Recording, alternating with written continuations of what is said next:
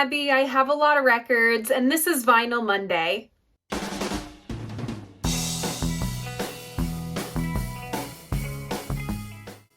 So welcome back, or welcome if this is your first time here. Vinyl Monday is the series where once a week I sit down and just talk about classic albums I love. If 20-minute episodes aren't your thing, don't worry. I also do Vinyl Monday in 60 seconds, both here on my channel and over on my Instagram. So I very nearly wore a grandpa sweater for this episode. I hadn't worn it since my art school days, and I will probably never wear it again. But I chickened out at the last minute because a grandpa sweater would simply be off-brand for this corner of the internet. Instead, I went for a little vintage shirt that looked like a kindergarten art project. Now, what other occasion would I wear a grandpa sweater or a kindergarten art project shirt than an album by writer of such hits as Hey Jude, Maybe I'm Amazed, and of course, we can't possibly forget Temporary Secretary. Temporary Secretary!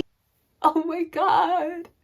We're off to a great start today. Of course, a shirt as crazy as this would only have to be for Paul and Linda McCartney's Ram. Congrats to those who guessed this one. Remember, if you want to play along, all you gotta do is check out my community tab. I post sneaky little hints to next week's episode over there, as well as a little running count of how many times it takes me to swear 5 times in one episode, thus completing the opening chord progression of the Beach Boys' Our Prayer. Oh boy, let's just take the plastic off. So my copy is an original, and I bought this for a really great price at Off Track Records in Saratoga, New York, when I was out there for vacation in the fall. All of the photography you see here was done by lovely Linda herself, Linda McCartney. She photographed for almost all of Paul's solo albums until her death in 1998. And this totally wacky design we see here is by Paul. He took felt tip markers to the print of this photograph, and we see hidden in the chevron border right here, he wrote L-I-L-Y, and that stands for Linda, I love you. Oh. We see more of this design on the back, as well as a family photo of the McCartneys. And on the gatefold, we have a collab by Paul and Linda for the collage. On Ram, we have Paul McCartney on vocals, guitar, piano, bass, and ukulele, with Linda McCartney on backing vocals. We also have David Spinoza and Hugh McCracken both playing guitar, and Denny Sewell on drums. Our special guests are Marvin Stamm on the flugelhorn.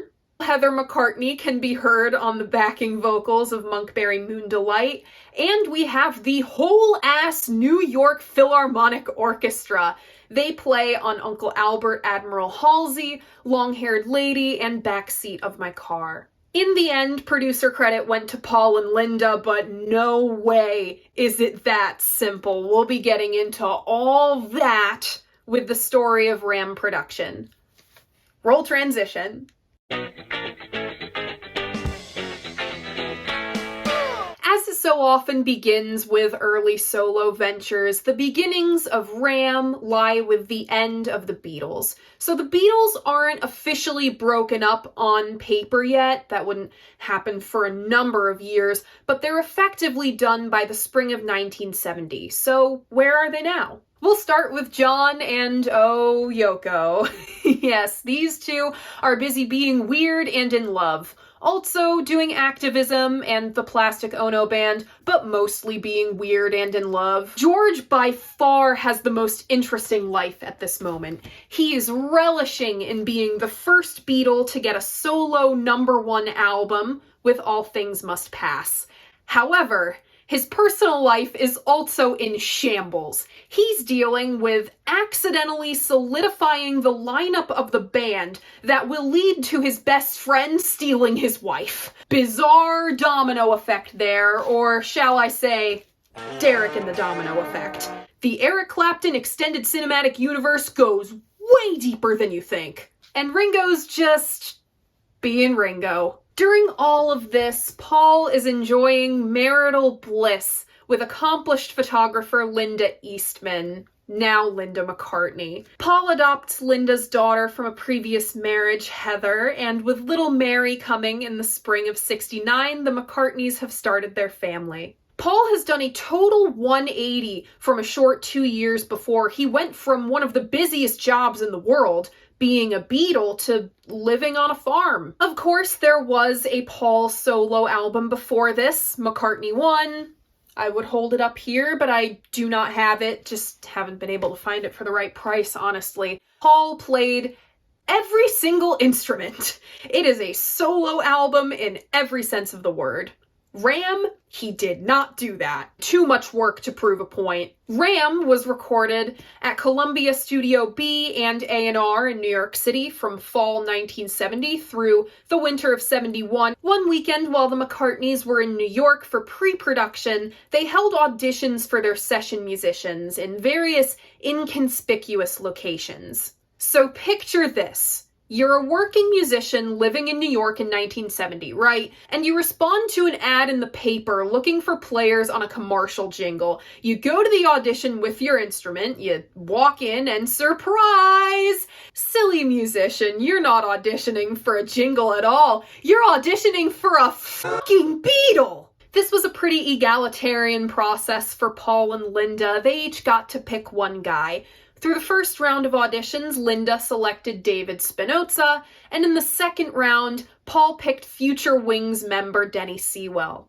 We have both Spinoza and McCracken on this thing because about halfway through production, Spinoza had some scheduling conflicts, so McCracken was called in at the last minute. Why were there scheduling conflicts? Oh, we're getting there. But first, I'm gonna make note of non-album single Another Day. This was released before any of the Ram material, and even though it didn't hit #1, it still fared pretty well. It was received well. Remember this. Back to recording, which drags on longer than anyone expects. The McCartneys take November and December off to spend the holidays in Scotland. Producer Jim Guernico uses this break to get married. But then, Paul and Linda move the project to LA and he has to cancel the honeymoon. Recording resumes over there at Sunset Sound, kind of. Paul is stalling because while on vacation, he'd kept writing songs. So now instead of 12 to 14 songs in the running and hypothetically only 2 to 4 being cut, there are now at least 20 songs in the running for Ram, and they have to cut at least 10. Now, Paul at this stage in his career has a lot of great ideas, and that'd be all well and good if he was able to kill his darlings. But if the enduring shit shows that were the White Album and Get Back production are any indication, Paul's Achilles heel is that he could not kill his darlings. So for those of you keeping track at home, Jim's workload has now doubled, and he is not pleased. He leaves the project and is soon replaced by Eric Vangberg. He's credited in here as the engineer, Eric the Norwegian. Paul gave him full creative control over the sequencing and what made the cut for the track listing. Paul knew he was very much over his head, and Eric makes a number of decisions to maximize this track list's power, including combining Uncle Albert and Admiral Halsey into a medley. I'm sure Paul was crazy about this. He sure does love a good medley. The Backseat of My Car, another late-stage Beatles leftover that we heard Checked Around and Get Back, was recorded with the solo Paul crew and put on Ram. Sitting in the backseat of my car. Ram also notably features Too Many People, the Beatles diss track. But I have to make a quick note here and say that Three Legs feels like more of a Beatles diss track than Too Many People ever did. Too Many People is stating an objective fact about the end of the Beatles, that there were just too many cooks in the kitchen. Paul was just spitting facts. Three Legs? there's a little more of an edge to it. It's moments like these that make it obvious that Ram production was happening during the slow, painful ball of tangled legal yarn that was the breakup of the Beatles. If you ask me, Paul won the battle of the Beatles breakup in the sense that he was totally right about Alan Klein being a piece of shit. As for who won the war, not trying to answer that question in this video. Anyway, thanks to Eric, the Ram material was whittled down, and the final track listing goes as follows.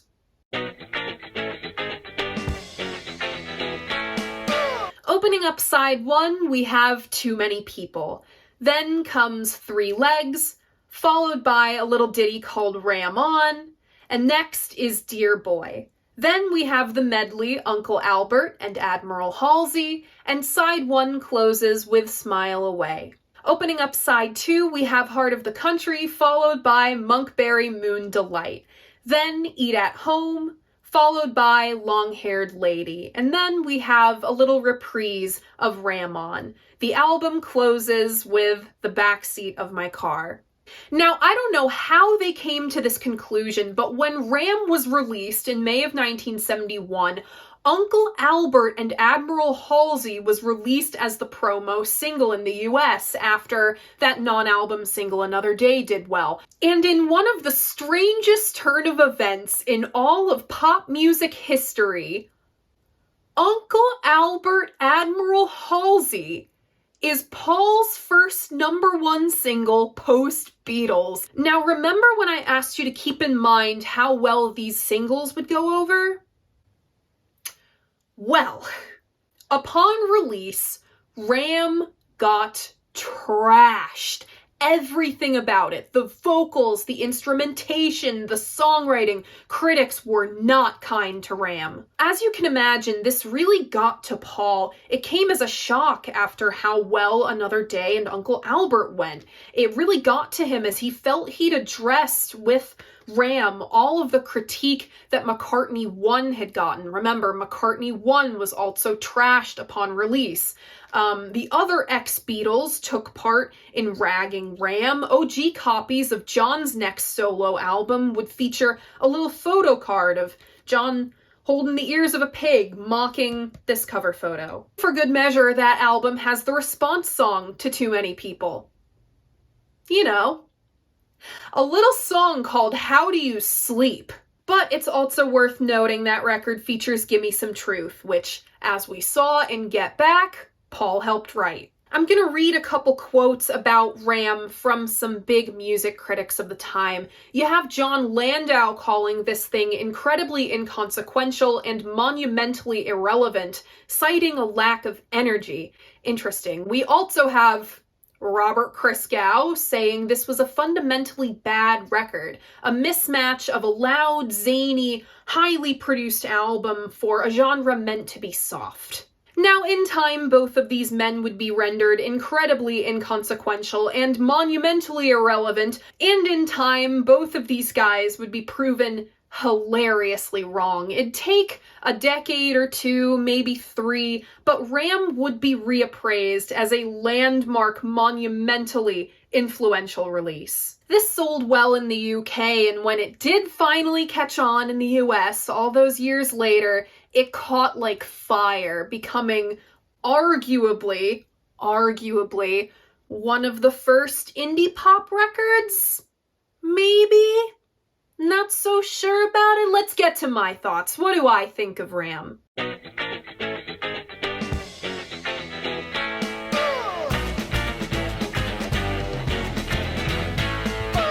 Going in, I was introduced to the Ram material by somebody I once loved very much. I knew Monkberry Moon Delight and Long-Haired Lady, and that was about it. I heard Too Many People for the first time through Paradise Overground, which is a radio show that one of my subscribers runs. Derek put together an episode on the end of the Beatles that was so well sequenced, I still think about it to this day. So to get the big question out of the way, do I think Ram was the first indie pop album? Yes, but also no. Yes, but no, not in that way. Allow me to explain. The foundational principles of indie have evolved over the years, but in spirit, I'd say yes, Ram is a starting point. This might seem a little random, but we're gonna get to the point, I promise. I've been listening to a lot of the NPR Tiny Desk concerts in my free time lately. It's just a way to unwind while also consuming music by artists that I really do enjoy. The other day, while setting up my notes for this episode, I had on the Edward Sharpe and the Magnetic Zeros Tiny Desk. So at their peak popularity, when this show took place, would have been like 13 years ago, there were about a dozen people in this band. There were more percussionists than I could keep track of. There was a trumpet player, and I actually think the accordion player is writing for Daisy Jones and the Six now. Super cool. And there were two vocalists, Jade and Alexander.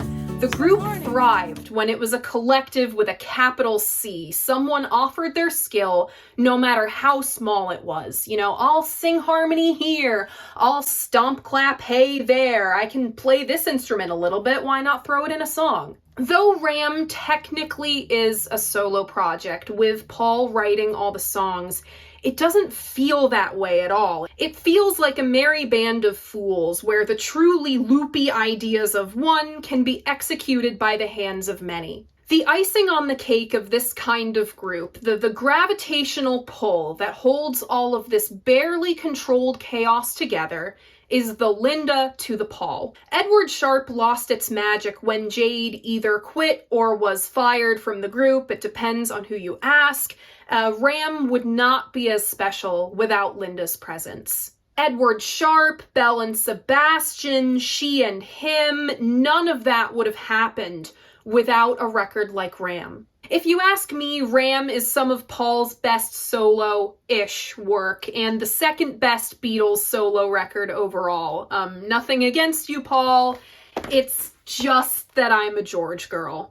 Ram is a cut above the rest of the Paul ventures because he's comfortable enough to let his hair down. On the other quintessentially Paul ventures like Granny Beatles songs or the Wings albums, he's just too cleaned up and prim for me. Sure, Ram has its fair share of orchestral moments, but they never feel as squeaky clean. Paul utilized the New York Philharmonic to accentuate this album's wily controlled chaos, not to clean it up.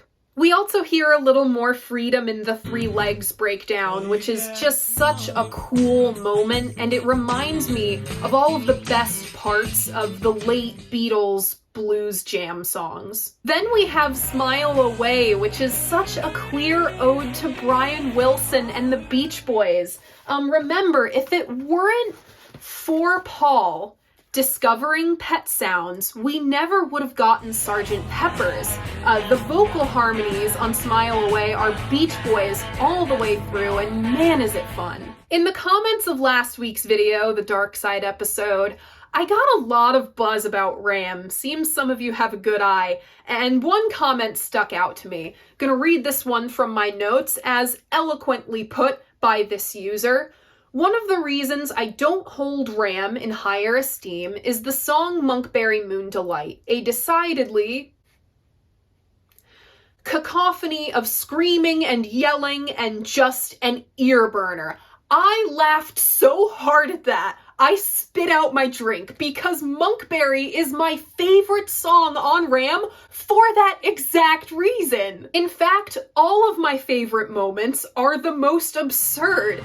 The zanier moments, with Monkberry arguably being the zaniest, they sound like staying up way too late for no reason, just sleepless delirium setting in. The cantina piano also reminds me of the hokier moments of Blonde on Blonde. It's like Rainy Day Women is the after party of Monkberry, where they swap the alcohol flowing for the weeds. As we saw in that little comment about Monkberry, one of the more divisive things about Ram is the vocals.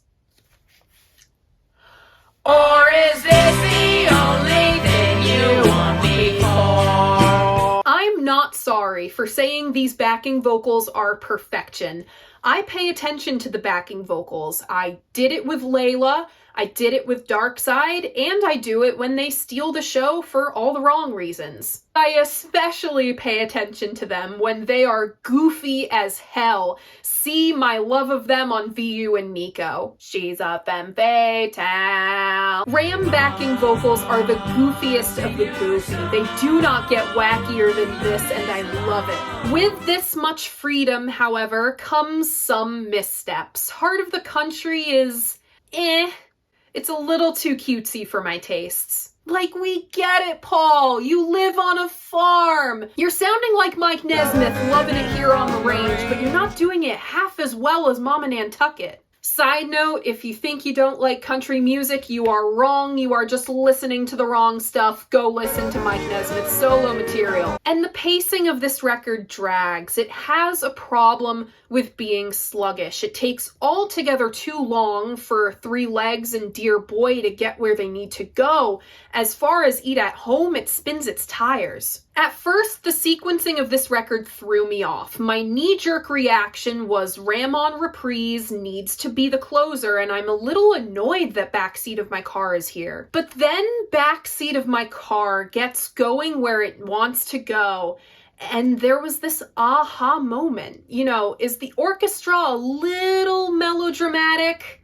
Yeah, it's reminding me of Long and Winding Road, and not in the best way. But halfway through, when Linda comes in with that vocal harmony, it goes from melodramatic to soul-crushing optimism that comes with your partner being your best and your only friend. It's like, I got you, you got me, nothing else matters, we can go anywhere we want to.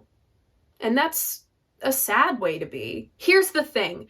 The songs that once frustrated me, like the first Ram On and Eat at Home, they've become the catchiest ones. They're stuck in my head the most, and they honor Paul's roots as a pop writer. So it takes some patience, and what endears Ram to me, and what turned off Ram from so many upon release, is that it can't be put into any box. It's lighthearted and it's heavy. It's kooky and reserved. It feels like 20 people, though most of the time it's just 4. And if there's anything music critics hate, it's not being able to put something in a box. Ram is an eclectic, eccentric, freewheeling delight. Sometimes saccharine, but so damn earnest that I can't help but love it. For these reasons, Ram is Paul's best solo-ish record. My personal favorites are Too Many People, Uncle Albert Admiral Halsey, Smile Away, Monkberry Moon Delight, Eat at Home, and Long-Haired Lady. Remember, if you want to keep up with all of my Vinyl Monday faves, I have a Vinyl Monday Spotify playlist linked in my description. I update it every week. And that is it. That is Paul and Linda McCartney's Ram, a divisive record for sure. Like I said, it can't be put into any one category, so I want to know what you think. Let me know in the comments. I love hearing what you guys have to say about albums that I love. And if you like what I do here, you should like this video and subscribe to my channel. I post new episodes of Vinyl Monday every Monday morning at 11 a.m. Thank you so much for watching, and I'll see you guys next week. Bye!